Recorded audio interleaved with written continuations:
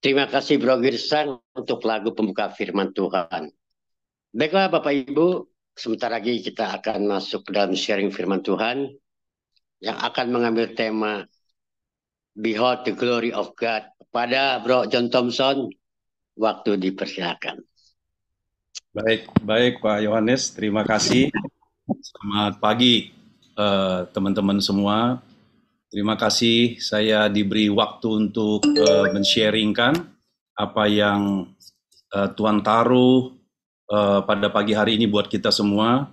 Ya, biarlah kuasa Roh Kudus yang bisa menyingkapkannya, yang akan menjelaskannya kepada kita karena memang tanpa pewahyuan, tanpa penyingkapan, kita tidak akan mungkin menerima hal-hal uh, firman Tuhan itu yang bersifat rahasia, teman-teman ya.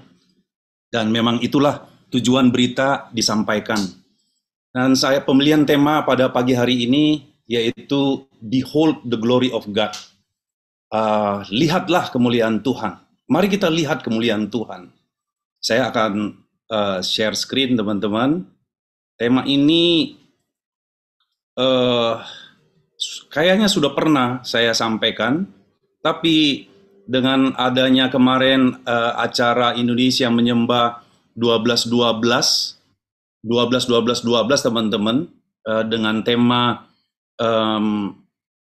The Body of Christ Awakening the Sleeping Giant, saya mendapatkan hal-hal yang untuk memperdalam apa yang Tuhan mau jelaskan kepada kita, karena dengan pengertian, dengan pemahaman, dengan pengenalan kita, firman itu benar-benar dituliskan. Demikianlah firman itu nyata menjadi hidup kita, teman-teman sekalian.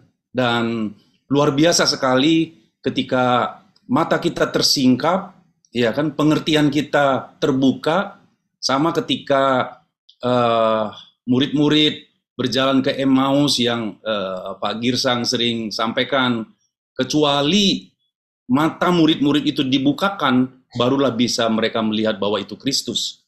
Demikian juga sebenarnya dalam pengenalan akan Tuhan ini, saya memang melihat ya buktinya di dalam diri saya, tentu di dalam kita semua. Jika bukan Tuhan yang menyingkapkan, maka tidak akan mungkin bisa kita mendapatkannya melalui knowledge atau pelajaran atau ilmu, teman-teman sekalian. Nah, behold the glory of God, lihatlah kemuliaan Tuhan. Saya mulai ya. Ada 7 hal yang akan saya sharingkan. 7 hal ini merupakan perjalanan pemahaman gitu ya, teman-teman sekalian. Ya, yang saya siapkan pagi ini mungkin secara umum karena keterbatasan waktu, tapi dari dari penjelasan ini ada benang merah yang begitu rupa, yang saya mendapatkan peneguhan juga sementara Roh Kudus mengajar, menyingkapkan, wah ini ada sesuatu yang luar biasa kita bisa dapat mengerti, memahami pada pagi hari ini, teman-teman sekalian. Pertama adalah arti kata glory itu apa, dan yang kedua kita semua tahu bahwa manusia telah kehilangan kemuliaan Allah, karena kita fokus berbicara tentang the glory of God atau kemuliaan Allah. Lalu bumi penuh dengan pengetahuan tentang kemuliaan Allah, dan langit menceritakan kemuliaannya yang keempat. Yang kelima, the glory of God and the glory of a king. Dan yang keenam, Kristus adalah cahaya kemuliaan Allah. Yang ketujuh, they be one just as Father and the Son are one. Ini dia yang penekanan yang saya bilang bahwa akan fokus ujungnya itu adalah di Yohanes 17, teman-teman sekalian, yang press from the oven dibahas dalam Indonesia Menyembah 12-12-12 yang lalu, teman-teman sekalian. Dan saya melihat sesungguhnya memang pengenalan akan Allah, tentang kemuliaan Tuhan ini akan seperti air menutupi lautan. Dan bersukacitalah kita yang secara buah sulung akan menerima ini. Dan ketika kita menerima ini, ada beban tanggung jawab untuk kita memberitakannya. Karena demikian dia tersebar, teman-teman sekalian. Kalau kita sudah dipilih, dipanggil, tentu ada tanggung jawab, ada assignment untuk kita boleh memberitakan ini. Tentu sementara kita terus diubah dari kemuliaan kepada kemuliaan yang kita dapat dari Kristus itu sendiri, demikianlah kita menjadi suratan Kristus. Karena kemuliaan ini tidak bisa, yang saya sampaikan tadi, bahwa tidak bisa ditransfer by only teologi, gitu ya, just a knowledge, as human knowledge, bukan transfer pikiran, buah pikiran, tapi memang dia transfer spirit, teman-teman sekalian. Dan itu semakin nyata, semakin jelas bagaimana cara kerja Tuhan. Ketika dikatakan bahwa akan muncul penyembah-penyembah yang benar, yang menyembah Bapa di dalam roh dan kebenaran, itu bermakna luas, teman-teman sekalian. Ya, bahwa dalam mengenal pun, dalam memberitakan pun, dalam hidup pun, dalam segala sesuatu kita itu harus dipimpin oleh roh, menyembah di dalam roh, melakukan segala sesuatu di dalam pimpinan, tuntunan daripada Roh Kudus, teman-teman sekalian. Dan begitulah cara kerja Tuhan.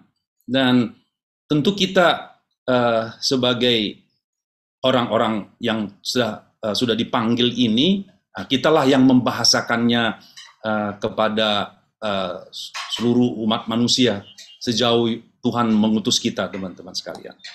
Oke. Saya coba cari tadi arti kemuliaan di Kamus Besar Bahasa Indonesia. Arti mulia itu tinggi, itu berbicara tentang kedudukan gitu ya.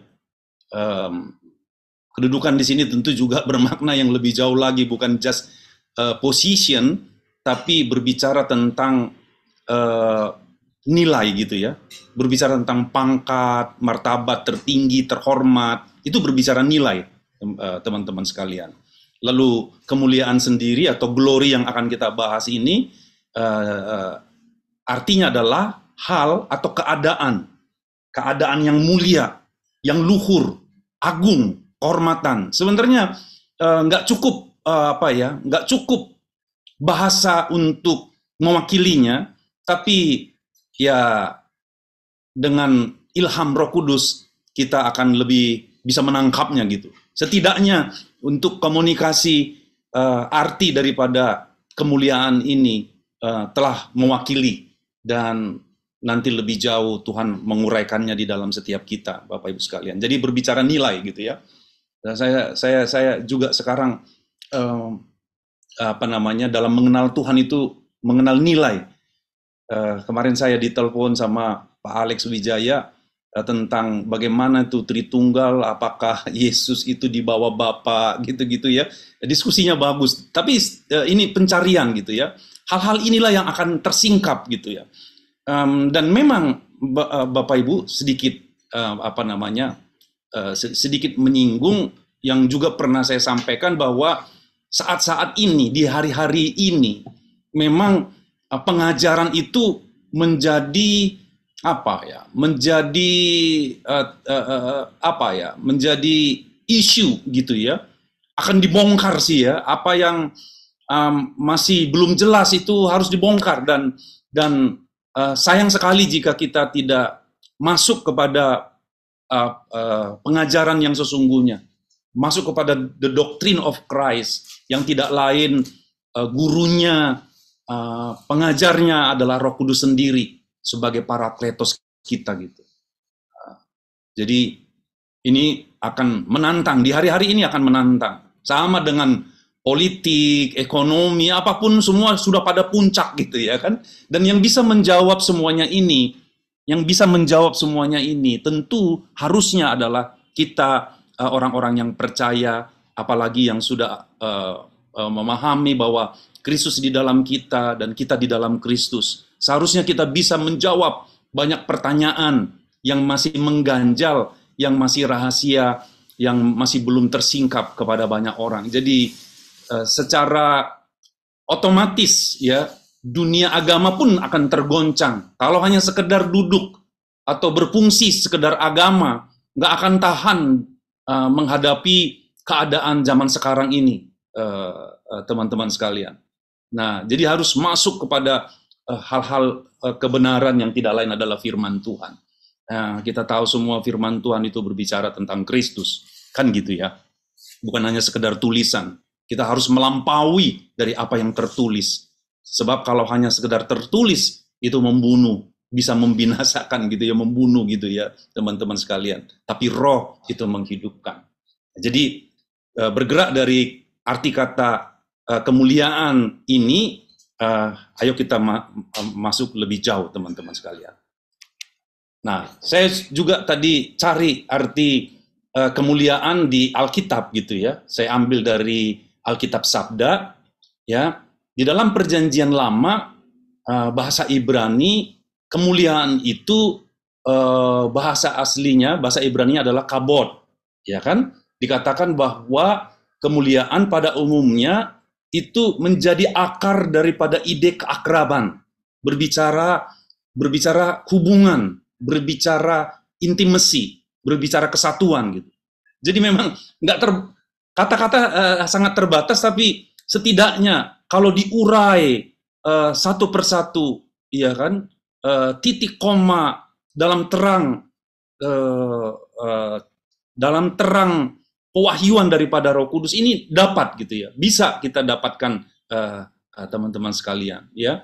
Jadi kata kabod itu akar kata dari ide keakraban, ya kan? Jadi dia mengacu kepada bobot atau nilai, kan gitu ya. Tidak sekedar teknik, mekanisme gitu ya, tapi dia berbicara bobot, teman-teman sekalian. Dan dikatakan konsep yang terpenting dari kemuliaan itu menunjuk pada pernyataan diri. Jadi penyingkapan diri gitu teman-teman ya. Penyingkapan sifat, ya, pernyataan kehadiran Allah bagi umat manusia. Nah, jadi sudah dapat benang merahnya gitu ya, atau bahan untuk kita lebih jauh, teman-teman. Kabod, ya, kehadiran Tuhan gitu ya, keberadaan Tuhan, gitu. Keakraban Tuhan, hubungan Tuhan dengan kita umat manusia ini gitu. Lalu di dalam Perjanjian Baru, ini salah ketik. Perjanjian Baru di bahasa Yunani itu doxa. Doxa ini kalau Yunani sekuler berarti pendapat atau reputasi, nama gitu ya. Maka kalau kita berbicara nama, sama juga dengan bahwa nama Yesus itu bukan hanya sekedar di YESUS, tapi lebih kepada bobot, lebih kepada nilai yang mewakili gitu teman-teman. Kalau hanya sekedar nama itu, kalau nama itu juga digunakan oleh orang-orang Latin gitu ya, nama Yesus gitu ya. Kalau tidak disebutkan dalam bobot, di dalam kapasitas, sama dengan anak-anak sekewa yang dicabik-cabik oleh iblis gitu ya, oleh setan, mencabik-cabik dia karena dia tidak berhak atau tidak bisa menyebut bobot daripada nama Yesus itu sendiri gitu ya. Kalau tidak ada doxa, tidak ada keakraban gitu teman-teman sekalian. Jadi balik lagi bahwa doxa itu juga menggambarkan pernyataan sifat, pernyataan kehadiran Tuhan di dalam diri dan pekerjaan Yesus Kristus. Jadi lebih jauh lagi di dalam doxa ini penekanannya apa yang dikerjakan oleh Yesus Kristus teman-teman sekalian. Nah, ini jadi udah dapat nih bahan untuk kita lebih jauh. Nah, itulah berbicara tentang kemuliaan. Nah, saya langsung to the point beberapa karena waktu ya, teman-teman. Kita semua sudah tahu ini, bahwa semua orang telah berbuat dosa, dikatakan, dan telah kehilangan kemuliaan Allah. Dan oleh kasih karunia, telah dibenarkan dengan cuma-cuma, karena penebusan dalam Kristus Yesus. Jadi ini nih, yang tadi itu ya, balik lagi ya, pernyataan sifat, pernyataan kehadiran Allah dalam diri dan pekerjaan Yesus Kristus. Kan gitu ya. Jadi inilah yang Tuhan kerjakan. Ketika dikatakan bahwa semua orang telah berdosa, kita tahu dosa itu bukan hanya sekedar perbuatan, tapi juga berbicara bobot. Bobot yang apa ya, miss the mark, ya salah sasaran. Ya kalau Pak Wilson bilang kalau sudut elevasinya sudah berubah saja 0, sekian derajat, itu sampai di ujungnya itu nggak akan mungkin ketemu. Miss the mark, hamartia. Dan itu adalah istilah daripada olahraga sebenarnya ketika seseorang menembakkan busur panah dan tidak kena kepada dot, kepada tujuan, maka orang bilang hamartia, hamartia, tidak kena sasaran. Begitu juga kita, ya bahwa semua orang itu tidak kena sasaran yang dimaksud oleh Tuhan, yang Tuhan sesungguhnya mau menjadikan kita serupa dan segambar dengan Dia, tapi semua orang telah berbuat dosa, ya kan, miss the mark, tidak tepat sasaran, dan karenanya telah kehilangan kemuliaan Allah. Sebenarnya ini satu kesatuan, ya. Berbuat dosa itu adalah kehilangan kemuliaan Allah, teman-teman. Short of the glory of God. Jadi apa namanya? Turun dari kemuliaan yang ditentukan oleh Tuhan gitu. Ya kan? Tapi puji Tuhan oleh kasih karunia. Ya kan? Bukan karena kuat dan gagah, bukan karena perbuatan, tapi benar-benar kasih karunia. Karena bobot, karena hakikat daripada Tuhan yang adalah kasih, oleh rencana dan rancangannya, ya kan, berbahagialah, ya kan, yang kita oleh kasih karunia dibenarkan dengan cuma-cuma karena penebusan dalam Kristus Yesus. Jadi by His grace through the redemption that is in Christ Jesus. Kalau bahasa Inggrisnya itu lebih mengena, apalagi bahasa aslinya, apalagi pewahyuan daripada Roh Kudus, ya teman-teman, kan gitu ya. Kadang-kadang kita menerima pewahyuan walaupun kita tidak membaca bahasa asli, tidak membaca bahasa Inggris. Kalau Roh Kudus itu mengartikan, itu pasti tepat, teman-teman. Seringkali saya begitu, dan teman-teman saya yakin juga yang lapar dan haus, yang mencari benar-benar itu punya pengalaman yang sama, ya. Jadi the redemption that is in Christ Jesus, di dalam Kristus, itu mempunyai makna yang apa namanya, yang lebih dalam gitu ya, bukan hanya by gitu ya, but in Christ Jesus.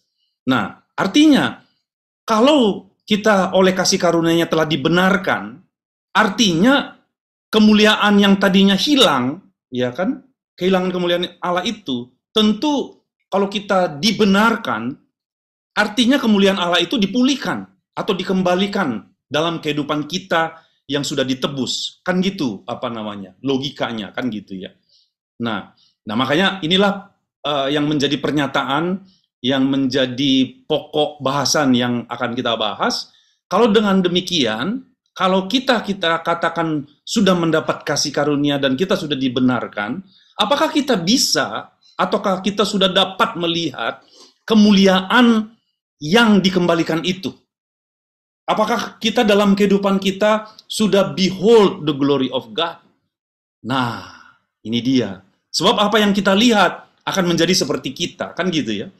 Ya kan? Apa yang kita lihat, apa yang kita nampak, apa yang kita mengerti, akan seperti itulah kita gitu. As a man think in his heart. Sebagaimana orang bisa nampak dalam pikirannya, dalam pengertiannya, demikianlah ia.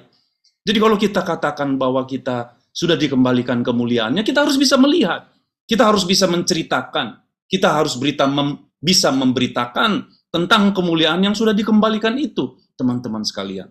Dan ini menjadi PR buat kita. Sebab bagaimana mungkin kita bisa memberitakan kalau itu tidak dilakukan atau kita tidak mengerti bahwa kemuliaan itu telah dikembalikan kepada kita. Jadi ini pokok pikir untuk kita bahas pada pagi hari ini. Ya kan? Nah, ya kalau kita ditantang untuk melihat kemuliaan Allah, di dalam Habakuk 2 ayat 14 jelas sekali dikatakan, ini juga kita sudah pernah tentu mendengarnya, dikatakan bahwa sebab bumi akan penuh dengan pengetahuan tentang kemuliaan Tuhan seperti air yang menutupi dasar laut. Kalau dulu saya berpikirnya, wah ini dengan banyak baca buku, orang akan menulis, ya di Alkitab kita bisa research gitu ya. Wah, itulah pengetahuan tentang kemuliaan Tuhan. Tapi ternyata tidak, teman-teman. Tidak sesederhana itu gitu ya. Dan kita tidak mungkin mendapatkannya kalau hanya sekedar seperti itu. Kalau dia bukan yang di awal tadi kita bilang, kalau bukan pernyataan Allah. Kalau bukan pewahyuan sendiri daripada Tuhan. Sebab setelah saya cari tahu benar pula ketika dikatakan bahwa sebab bumi penuh dengan pengetahuan, pengetahuan di sana asal katanya adalah yada. Yada itu adalah to know by experience, mengetahui melalui pengalaman, nggak bisa melalui pikiran, nggak mungkin bisa. Jadi to know by intimacy, to know by oneness, teman-teman. Jadi bumi ini penuh dengan pengenalan, know by experience. Jadi mengalami Tuhan. Nah, inilah orang-orang yang akan bisa menjadi saksi, menjadi pemberita, menjadi bukti bahwa memang kemuliaan Tuhan itu hidup di dalam dia, kan gitu. Teman-teman sekalian ya. Jadi kata pengetahuan itu yada. Kalau yada kita tentu sudah pernah dengar atau tidak, yada itu berbicara tentang seperti hubungan suami dan istri gitu ya, menyatu. Yada terikat, terpilin, menyatu, nggak bisa dipisahkan. Ini berbicara keesaan sebenarnya gitu ya. Seperti itu ya, bobotnya gitu teman-teman. Tentang kemuliaan Tuhan. The knowledge of the glory of the Lord. Seperti air yang menutupi dasar laut. Jadi ini nubuatan katanya, pernyataan, dan memang demikianlah dari sisi Tuhan, dari sisi Allah teman-teman. Bahwa bumi ini akan penuh dengan pengenalan, akan penuh dengan pengalaman akan Tuhan gitu. Ya kan? Ya sudah 2000 tahun mungkin kita gereja ini penuh dengan cuma knowledge doang ya. Cuma teologi saja, dalam konteks pengetahuan saja, tidak masuk lebih jauh kepada pernyataan Tuhan atau pernyataan hubungan gitu teman-teman sekalian. Tapi hari-hari ini saya melihat sendiri, dan tentu itu yang juga terjadi kepada kita, dan kita harus fokus pula kepada ini. Ketika kita mengerti ini, kita bisa terus mempunyai hubungan yang akrab, bahkan satu dengan Tuhan. Kan gitu ya. Lalu, yang sama dengan ayat ini, di Yesaya 11 ayat 9, dikatakan bahwa sebab seluruh bumi penuh dengan pengenalan akan Tuhan. Ya, pengenalan akan Tuhan. Jadi, pengetahuan tentang kemuliaan Tuhan itu sama dengan pengenalan akan Tuhan sendiri. Kan gitu ya. Itu juga akar katanya adalah yada, to know by experience, intimacy, oneness, seperti air laut yang menutupi dasarnya. Jadi kalau dengan demikian, untuk kita behold the glory of God, Tuhan sendiri yang mengatakan bahwa sebenarnya bumi ini akan penuh dengan kemuliaan Tuhan. Pertanyaannya, apakah umat Tuhan, apakah kita sudah bisa melihat kemuliaan Tuhan yang dimaksud, ya kan? Apakah kita sudah bisa menggambarkan, menghidupi, merefleksikan tentang kehadiran Tuhan itu? Itu PR buat kita semua. Dan PR inilah berbicara tentang kedekatan kita kepada Tuhan, kan gitu. Ini yang dituntut, itu yang Tuhan mau, ya, karena memang hanya umat yang mengenal Allahnya yang akan tetap kuat dan yang akan bertindak. Gitu. Dunia bisa, teman-teman sekalian ya, dunia ini sekarang ini tidak baik-baik ya. Dunia ya memang dikatakan gitu, dunia dan segala keinginannya itu kan menuju kepada kebinasaan, kan gitu. Gelap, ya gelap sesungguhnya dunia ini. Tapi justru disitulah terang Tuhan akan dinyatakan. Dan terang Tuhan itu berbicara tentang, terang itu kan berbicara tentang pengertian gitu ya. Nggak tahu, nanti bisa di dalam tanya jawab kita bisa urai gitu ya. Ketika dikatakan apabila matamu terang, teranglah seluruh tubuhmu, teranglah seluruh hidupmu. Ya, mata itu berbicara pengertian, terang itu berbicara penyingkapan, teman-teman sekalian.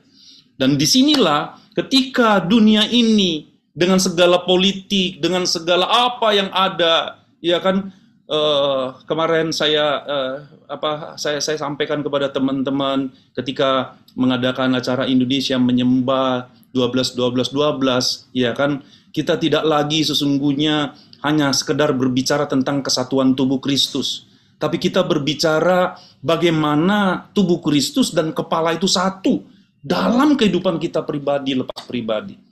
Tidak mungkin kita bisa satu kalau diri kita sendiri tidak satu. Tidak mungkin, teman-teman, kita bisa menyatu satu dengan yang lainnya. Kalau kita sendiri dalam kehidupan kita, kita tidak satu. Apabila our eyes is not single, pengertian kita tidak satu. Gitu, teman-teman.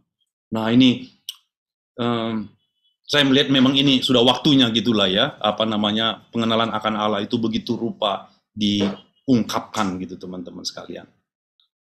Saya lanjut.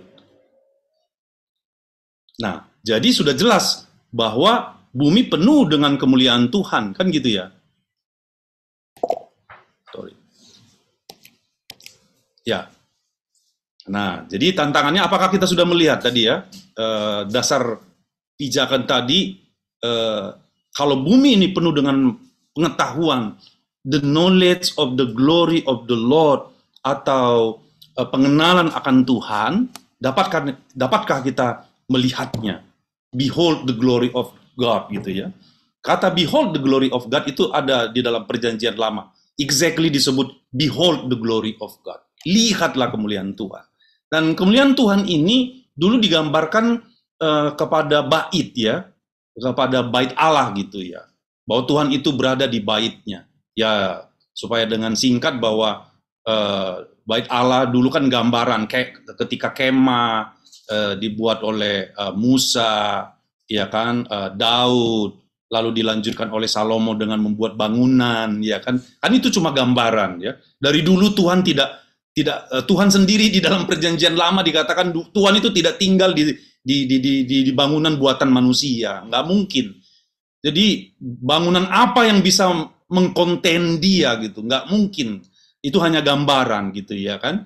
Tapi sekarang kita mengetahui bahwa kitalah baitnya. Dan kalau kita adalah bait daripada Tuhan, rumah Tuhan, apakah sama dengan kejadian Musa dan umat Israel? Apakah kemuliaan Tuhan itu ada dalam baitnya?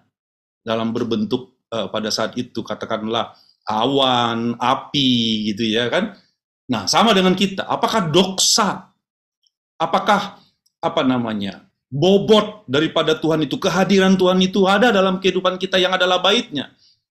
Ya kan? Nah, inilah dia perlu kita behold the glory of God.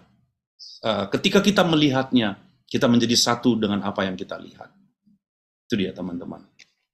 Nah, di dalam Mazmur 19 ayat 1 sampai 6 berkata begini.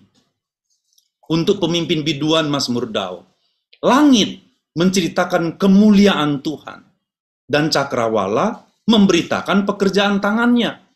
Hari meneruskan berita itu kepada hari, dan malam menyampaikan pengetahuan itu kepada malam.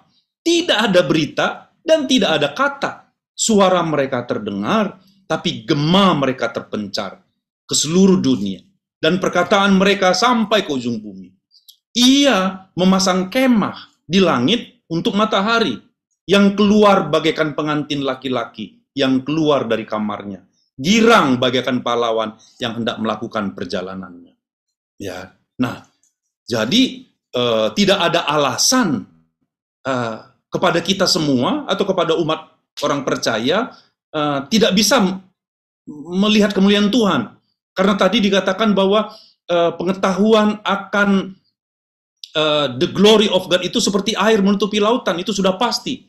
Nggak mungkin tidak. Bahkan di sini dikatakan langit sendiri, ya, heavens declare the glory of God. Heavens declare the glory of God. Ya kan, langit di sini berbicara heaven sebenarnya ya, surga. surga itu juga nggak usah terlalu jauh pikiran kita. Maksudnya kadang-kadang kata surga itu telah terlalu jauh bagi orang percaya gitu ya. Padahal heaven atau langit itu berbicara tentang cakrawala, tentang apa namanya ya, tentang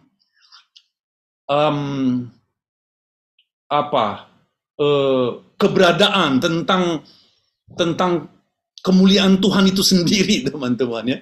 Cakrawala yang saya pernah bagi tentang perspektif gitu ya. Cakrawala memberitakan pekerjaan tangannya. Anehnya dikatakan bahwa tidak ada berita dan tidak ada kata. Maksudnya dia nggak perlu terekspos, tidak perlu pakai program sana, program sini, semuanya berjalan. Apa namanya, wahyu Tuhan itu menyebar sekarang, teman-teman, ya kan? Tidak apa ya? Apa namanya? Berita itu terdengar sama sebenarnya yang pada pagi hari ini kalau kita sepakat bisa melihatnya bahwa sesungguhnya gema berita ini terpencar sekarang ini, berpendar gitu ya. Perkataannya itu sampai ke ujung bumi. Ketika dikatakan memberitakan Injil sampai ke ujung bumi, itu ini teman-teman sekalian, ya kan? Dan pemberitaan ini nggak bisa dengan kata-kata doang. Dia harus orang yang diutus, di mana di dalam orang yang diutusnya ini kemuliaan Tuhan itu memang nyata gitu, ya kan? Kan gitu ya. Jadi perkataan mereka, Injil itu sampai ke ujung bumi. Jadi ia keluar bagaikan pengantin laki-laki. Ya kalau dikatakan pengantin laki-laki tentu ada pengantin wanitanya, kan itu berbicara gereja gitu ya kan. Berbicara intimasi, berbicara hubungan teman-teman. Berbicara yadah, kalau boleh saya katakan gitu ya. Nah, jadi sudah jelas nih bahwa bumi penuh dengan kemuliaan Tuhan. Heavens declare the glory of God, yang disampaikan dengan berita. Itulah Injil, teman-teman sekalian. Dan Injil ini nggak bisa ditransfer, yang saya bilang, tidak bisa ditransfer just a knowledge. Dia harus, hidup, terekspresi, menyatu dengan kemuliaan Tuhan itu. Karena dia to know by experience. Is not to know by our mind human, kan gitu ya. Nggak bisa. Makanya kenapa kita gereja, ya nggak usah nuduh-nuduh di luar sana lah, ya kita lah ya, gereja ini tidak berfungsi sebagaimana seharusnya. Karena yang terekspos adalah pengetahuan. Nah sekarang tantangan bagi kita supaya kita terekspos by experience dengan Tuhan sendiri. Kemuliaan Tuhan itu gitu yang nanti kita akan lihat lebih jauh, teman-teman sekalian. Ya kan? Nah, jadi tidak ada berita, tidak ada kata, nggak terdengar, suara mereka tidak terdengar. Inilah sebenarnya yang dimaksud Yesus ketika dia menyampaikan perumpamaan penabur. Dalam perumpamaan selanjutnya Yesus bilang, barang siapa bertelinga, hendaklah ia mendengar apa yang dikatakan Roh kepada jemaat-jemaat. Karena memang nggak bisa mendengar hanya dari telinga secara jasmania, gitu ya. Makanya Yesus katakan kepada murid-muridnya, kenapa engkau berbicara? Murid-muridnya bertanya, kenapa engkau berbicara dengan perumpamaan? Yesus bilang supaya walaupun mereka mendengar, mereka mempunyai telinga tapi tidak mendengar, mereka mempunyai mata tapi tidak melihat. Tapi berbahagialah matamu karena melihat dan telingamu karena mendengar. Ini ditujukan kepada murid. Ya kan? Ini hanya ditujukan kepada bobot murid, teman-teman. Yang mempunyai telinga untuk mendengar. Yang mempunyai mata untuk melihat. Tentu ini secara rohani. Karena memang dari perjalanan yang sepanjang yang saya kenal dia gitu ya, dan puji Tuhan saya sekarang berani memperkatakannya karena memang begitulah sesungguhnya pengertiannya, bahwa memang itu kita bisa terima hanya melalui pewahyuan atau pernyataan, ya kan, kepada murid-murid, kepada yang memiliki telinga yang mendengar, ya kan, kepada yang diutus, teman-teman sekalian. Ya, makanya murid itu diutus ke seluruh bumi, ke ujung-ujung bumi. Itu maksudnya adalah supaya Injil itu atau berita tentang kemuliaan Tuhan ini sampai kepada ujung bumi, teman-teman sekalian. Ya. Nah, ini yang kenapa ada perkataan di dalam Amsal yang sudah sering disinggung mungkin oleh teman-teman yang lain bahwa the glory of God is to conceal a matter. Kemuliaan Allah ialah merahasiakan sesuatu. Kenapa tidak ada kata, kenapa tidak ada berita, kenapa disampaikan dengan perumpamaan? Karena memang kemuliaan Allah adalah merahasiakan sesuatu, ya kan? Tapi kemuliaan raja-raja ialah menyelidiki sesuatu. The glory of a king to search out a matter, gitu ya. Yang tidak lain bahwa kitalah imamat yang rajani, kitalah utusan, kitalah orang-orang yang dipercayakan untuk menyingkapkan atau untuk mempunyai tanggung jawab memberitakan, menjelaskan, menguraikan on behalf, ya kan, on behalf pemahaman atau pewahyuan daripada Tuhan, teman-teman sekalian. Jadi itulah kemuliaan Allah dan kemuliaan kita untuk menyingkapkannya. Jadi nyambung semua, teman-teman. Ketika dikatakan behold the glory of God, ya kan? Lihatlah kemuliaan Tuhan ini disuruh kepada semua orang percaya, ya kan? Pertanyaannya apakah semua orang percaya bisa melihatnya? Tidak bisa, tidak semua bisa melihatnya. Tapi itulah tugas daripada kita, buah sulung yang sudah disingkapkan, yang sudah to know by experience, yang sudah memiliki intimacy, yang sudah oneness with Christ, gitu ya. Itulah tugasnya untuk to search out, ya kan, untuk menyingkapkan hal-hal yang rahasia ini kepada sebanyak-banyaknya orang Tuhan utus kita, kan gitu ya. Makanya Paulus bilang di dalam 1 Korintus 2 ayat 7, nggak lain tidak bukan, teman-teman, dikatakannya, tapi yang kami beritakan ialah hikmat Allah yang tersembunyi dan rahasia yang sebelum dunia dijadikan telah disediakan Allah bagi our glory. The glory of God itu mau dinyatakan kepada kita.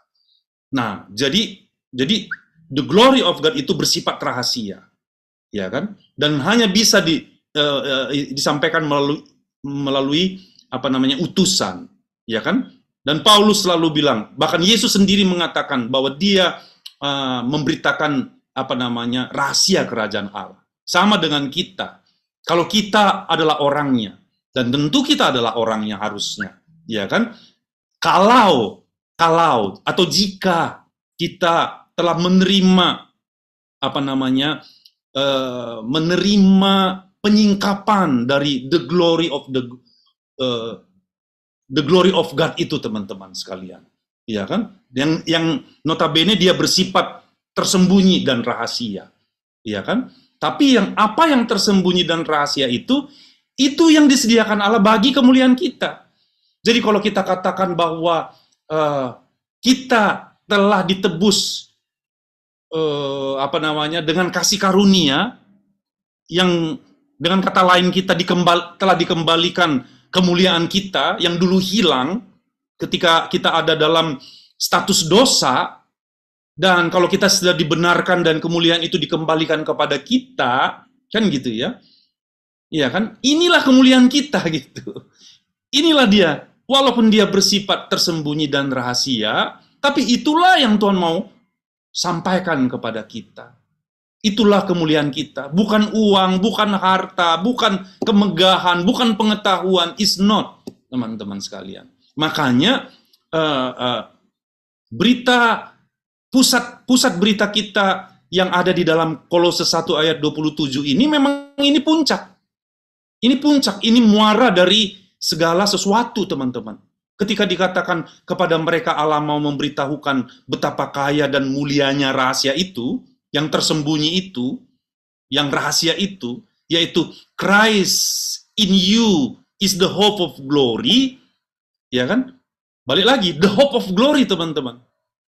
Yang ketika kita berdosa, dalam status dosa kita kehilangan kemuliaan Allah, Dan kalau kita sudah dibenarkan, ya kan, itu adalah ketika Kristus ada di dalam kita. Nah, sampai di sini kita sudah paham yang sudah sering kita dengar, tapi setidaknya pada hari ini kita diteguhkan lagi kepada satu jalan pikir, jalan pengertian. Kenapa Christ in us, di dalam kita itu adalah justru mengembalikan, ya kan, kemuliaan yang Tuhan tetapkan bagi umatnya, yang tidak lain, bukan glory dalam arti hanya sekedar kuasa, manifestasi, ya kan, cuma apa namanya, dalam bentuk pelayanan, tapi benar-benar kita itu apa namanya, kemuliaan Tuhan itu yang tidak lain adalah Kristus itu nyata dalam kehidupan kita, teman-teman sekalian. Nah, ini yang membuat ketika dikatakan Christ in you the hope of glory, itu puncak dari segala sesuatu kebenaran dalam kehidupan kita. Satu, ya kan, intim, oneness with Christ. Ya, itulah our glory, teman-teman sekalian. Nah, sebab dikatakan dalam Ibrani 1 ayat 3, bahwa Kristus adalah cahaya kemuliaan Allah dan gambar wujud Allah, dan yang menopang segala yang ada dengan firman-Nya yang penuh dengan kekuasaan. Nah, jadi teman-teman sekalian, bahwa Kristus itulah kemuliaan Allah itu sendiri, gambar wujud. Ketika dikatakan bahwa marilah kita menjadikan manusia serupa dan segambar dengan kita, maka gambarnya itu adalah Kristus, teman-teman. Maka cetakannya itu, patternnya itu adalah Kristus. Kan gitu, gambarnya. Kita itu dijadikan serupa dengan Dia. Ya kan, bagaimana Dia mau mencetak kita serupa? Tidak lain, tidak bukan, sampai Dia menaruh dirinya sendiri dalam kehidupan kita, teman-teman sekalian. Nah, ini sudah mau selesai ya, nanti kita tanya jawab. Nah, ini dia yang saya katakan puncak. Apa namanya, ketika mengikuti Indonesia menyembah 12, teman-teman. Ya kan? Yohanes 17 ini menjadi, karena kami meminta, ya puji Tuhan, Pak Girsang memberikan salah satu tulisan tentang the body of Christ, tentang apa namanya, kesatuan, bukan hanya sekedar upaya untuk menyatukan gereja, ya kan, di mana pengertian gereja pada saat kita bahas bahwa gereja itu adalah eklesia, ya kan, orang yang dipanggil keluar, bahkan dikatakan eklesia itu is not just who called out, ya kan, bukan hanya yang orang yang dipanggil, tapi gereja itu adalah orang-orang yang berkumpul untuk memutuskan, yang memiliki kuasa, yang mempunyai authority of government, teman-teman. Jadi punya kuasa pemerintahan. Makanya, teman-teman, ini saya bisa sampaikan kepada teman-teman sekalian.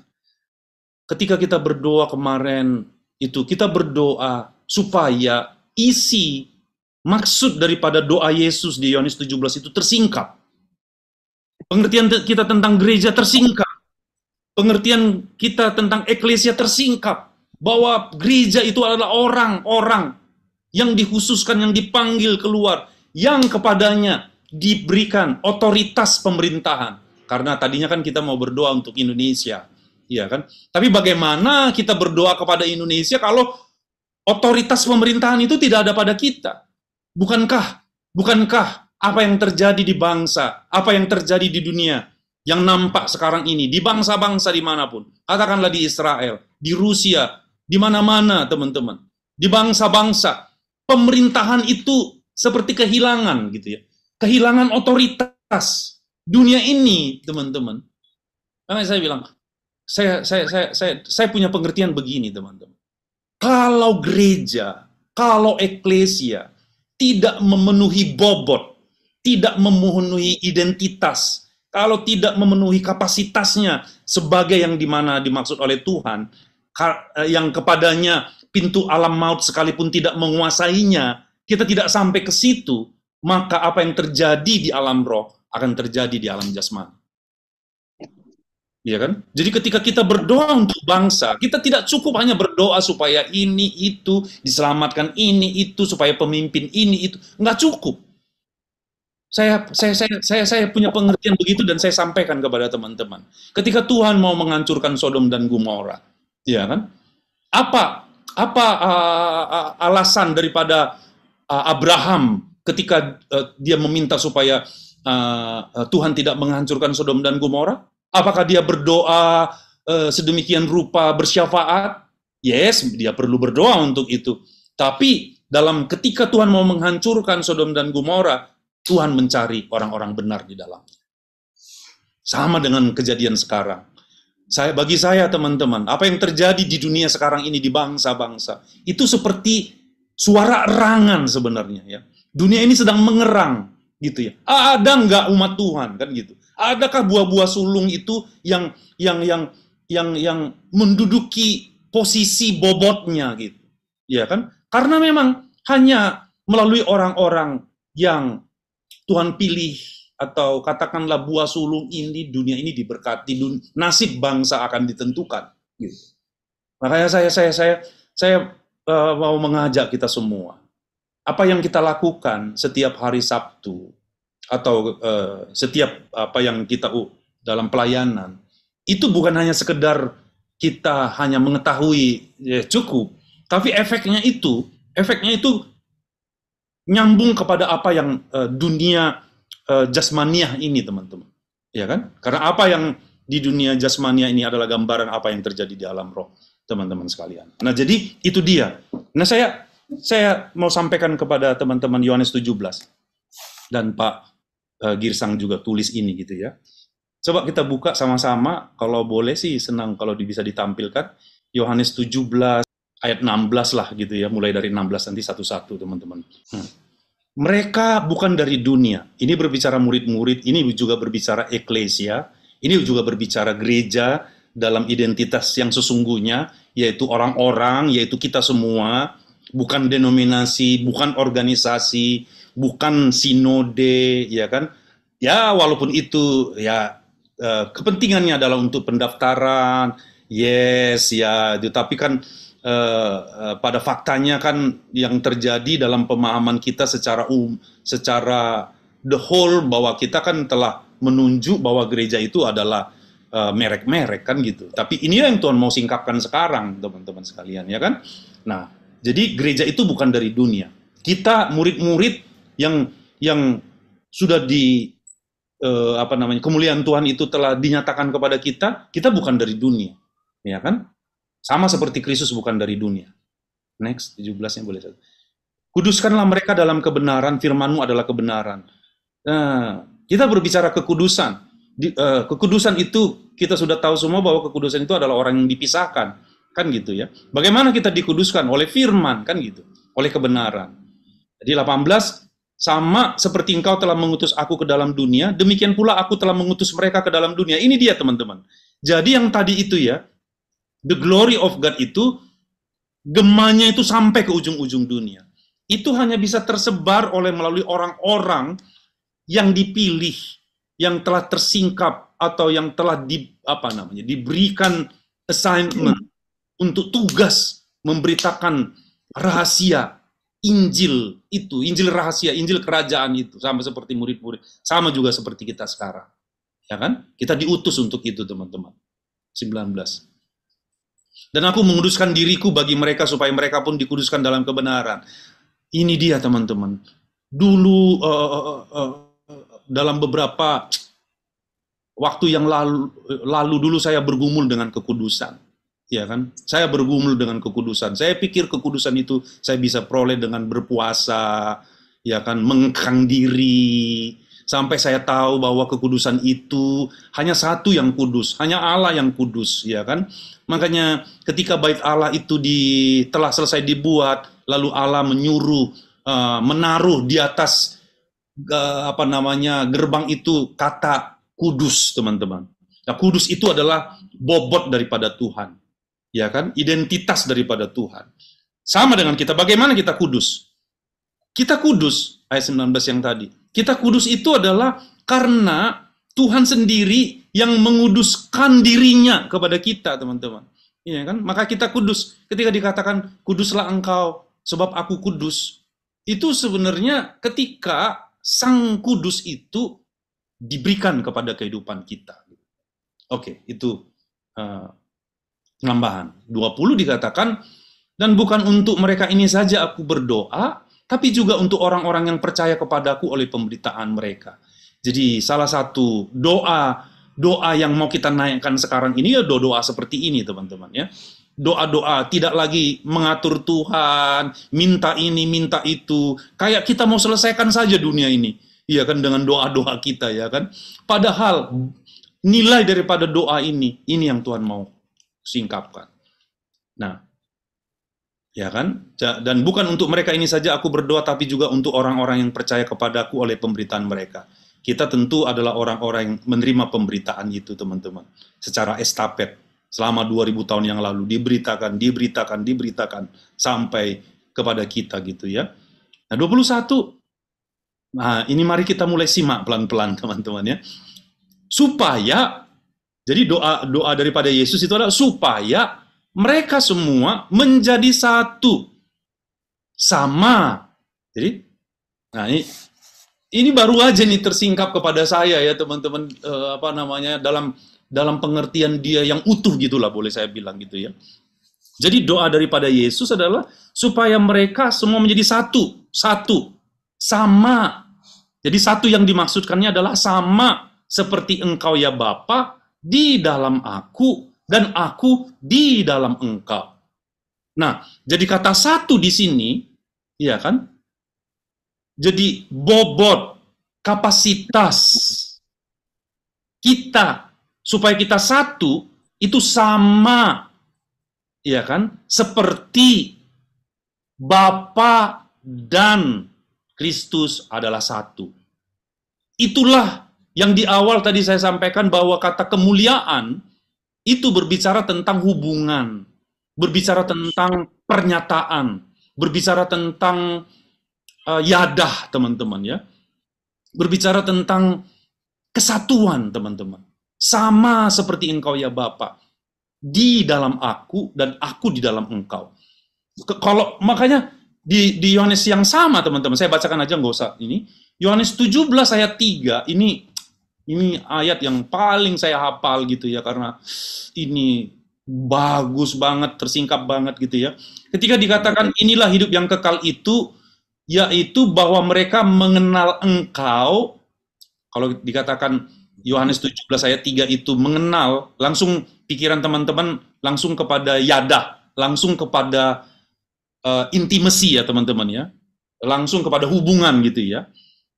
Inilah hidup yang kekal itu, yaitu bahwa mereka mengenal engkau, satu-satunya Allah yang benar, dan mengenal Yesus Kristus yang telah engkau utus. Artinya, kehidupan kekal itu adalah mengenal Bapa dan Anak ini, teman-teman, hubungannya, gitu. Berbicara ke rahasia hubungannya, supaya rahasia hubungan Bapa dan Anak yang menjadi isu sekarang ini. Apakah Yesus itu lebih rendah dari Bapa, gitu-gitulah ya, yang ditanya kepada saya. Kebetulan saya tidak mendengar pengajaran itu, gitu ya. Jadi, apa ya? Aduh, teman-teman, begitulah gereja,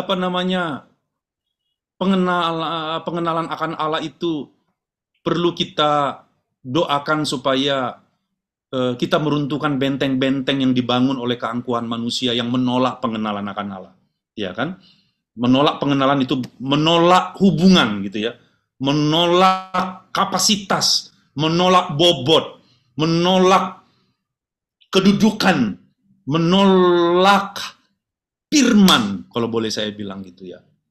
Nah, balik lagi teman-teman ya ke Yohanes 17 ayat 21. Nah, 22 sekarang, 21 lah dulu teman-teman. Belum selesai tadi saya baca. 17 ayat 21. Thank you, Pak. Supaya mereka semua menjadi satu, sama. Jadi ini bukan tentang kesatuan organisasi, apa namanya yang di gereja satu itu apa namanya? Ya kan Bukan, teman-teman. Kita nggak bisa mengupayakan, kita benar-benar satu. Kalau kita telah mencapai bobot satu, seperti Satu namanya apa ya kalau nggak salah? ya, yang apa namanya, apa gereja okumene gitu-gitulah ya. Ya kan hanya sampai sebatas itu diupayakan kan. Ya, tapi tidak akan bisa teman-teman, kecuali kita sudah mencapai bobot ini. Ya, kita tidak akan terpisah teman-teman. Dan tidak akan ada sakit hati di antara kita. Kita akan tidak terpecah-pecah teman-teman. Iya kan, karena kita bisa apa namanya ya. Kalau kita semua hidup di dalam ini, di dalam kasih, di dalam kapasitas ini, nggak bisa, teman. Kita benar bisa menerima satu dengan yang lainnya. Ya kan? Di dalam aku dan aku di dalam engkau, agar mereka juga di dalam kita. Jadi supaya kita masuk, melebur di dalam kesatuan itu, teman-teman. Melebur di dalam kesatuan itu. Ya kan? Yang saya bilang bobot itu. Supaya dunia percaya bahwa engkaulah yang telah mengutus aku. Jadi bagaimana dunia ini, bagaimana saya berpikir, kapan ya setiap lutut akan bertelut, setiap lidah akan mengaku, itu bagaimana terjadinya gitu ya. Baru saya mengetahui teman-teman, bahwa itu hanya bisa terjadi apabila gerejanya, buah-buah sulungnya, anak-anak sulung, ya kan, itu telah mencapai bobot, telah mencapai kapasitas, telah mencapai nilai, telah mencapai pengertian, telah mencapai pengenalan bahwa mereka itu satu, sama seperti Bapa, seperti Kristus dan Bapanya adalah satu, teman-teman. Kan gitu ya. Barulah dunia percaya. Karena apa? Ketika kita satu, teman-teman, perkataan Tuhan itu menjadi perkataan kita. Sifat Tuhan itu akan menjadi sifat kita. Bobot Tuhan, bobot daripada Kristus itu menjadi bobot kita. Kita serupa dan segambar dengan Dia. Apa yang terjadi dahulu, katakanlah ketika kita di dalam daging ini, apa yang dilakukan oleh Yesus, kita bisa lakukan. Bukan kita yang melakukannya, tapi Dia yang di dalam kita yang melakukannya, teman-teman. Ya kan? Yang tidak ada lagi yang saya bilang bahwa kalau kita masuk kepada doktrin ini, teman-teman, pengajaran Kristus ini, waduh kita sudah masuk kepada apa namanya? Masuk kepada isi hati Tuhan gitu. Ketika dikatakan di atas batu karang ini aku akan mendirikan jemaatku, aku akan mendirikan my church, my ecclesia, teman-teman. Pintu alam maut pun tidak menguasainya. Itu hebat banget. Oke, saya sudahi dulu ya. 20 Yohanes 17 ayatnya yang ke berapa tadi? 22 sekarang. Oh, 22. Ya. Thank you, bro. Thank you, my bro. Ya. Nah, ini 22 ya. Nah, teman-teman, balik lagi the glory of God ya. Pegang yang tadi ya. Kemuliaan Tuhan pegang ya. Dan aku, kata Yesus, telah teman-teman ya, bukan nanti, bukan yang akan datang, is not one day syndrome, menanti-nantikan, ya kan? Dan aku telah memberikan kepada mereka the glory, kemuliaan yang engkau berikan kepadaku, supaya mereka menjadi satu, sama seperti kita adalah satu. Nah, jadi kemuliaan dan kesatuan itu nggak bisa dipisah. Itu seperti koin, ya kan, bermata dua. Ya, itu the glory, oneness, apa namanya ya, intimacy, kesatuan, itu satu berita, teman-teman. Satu keberadaan, ya kan? Karena kemuliaan itu bukan hasil daripada pencapaian. Itu oleh kasih karunia, teman-teman. Oleh kasih karunia yang diberikan Yesus sendiri kepada kita, gerejanya, murid-muridnya, yang didoakannya. Yang tadi yang didoakannya, ya kan? Apa sih kemuliaan itu? Dan aku telah memberikan kepada mereka kemuliaan, kemuliaan yang engkau berikan kepadaku, iya kan? Apa itu kemuliaannya? Supaya mereka menjadi satu, sama seperti Bapa dan Anak adalah satu, teman-teman. That's our glory. That's our glory, teman-teman. Itulah jalan. Itulah Itulah ketika manusia jatuh di dalam dosa, ketika Hawa jatuh di dalam dosa, mereka kehilangan hubungan dengan Tuhan. Iya kan? Itu yang hilang, hubungan kita dengan Tuhan hilang.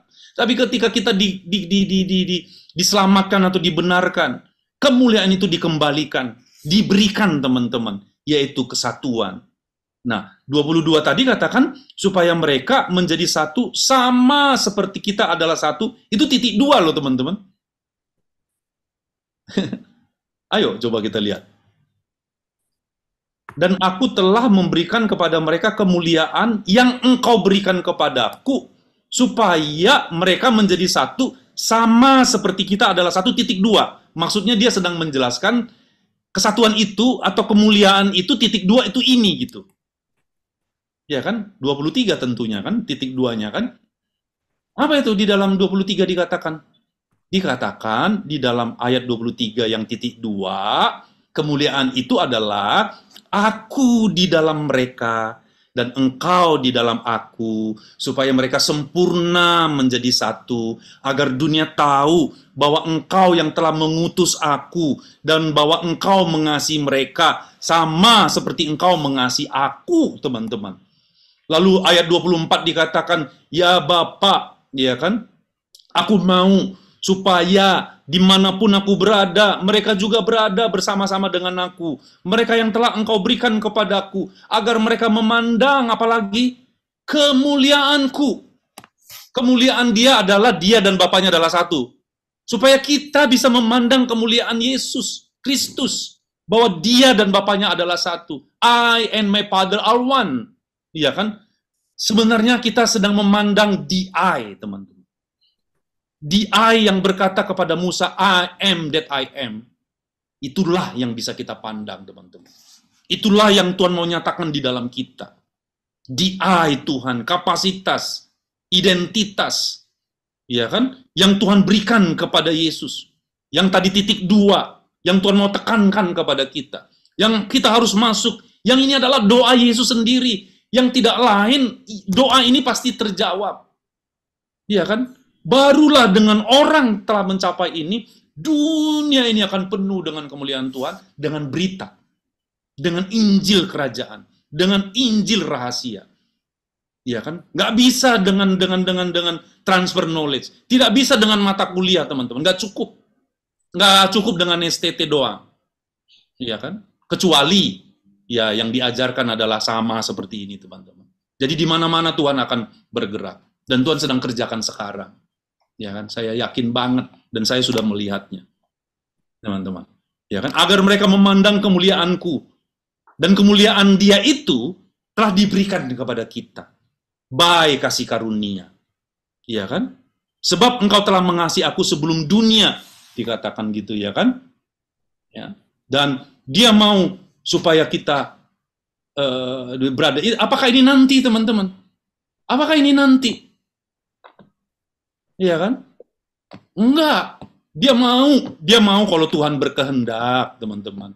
Dia, Bapak, aku mau dimanapun aku berada, dimanapun, ya kan? Mereka juga berada. Teman-teman, kata-kata akan terbatas, tapi barang siapa bertelinga, hendaklah ia mendengarkan apa yang dikatakan Roh kepada jemaat. Tuhan Yesus memberkati kita semua. Haleluya. Amin. Terima kasih untuk Bro John Thompson untuk sharing firman Tuhan yang pada siang hari ini. Terima kasih saudaraku. Sampai jumpa pada bagian berikutnya. God bless you all. Amen.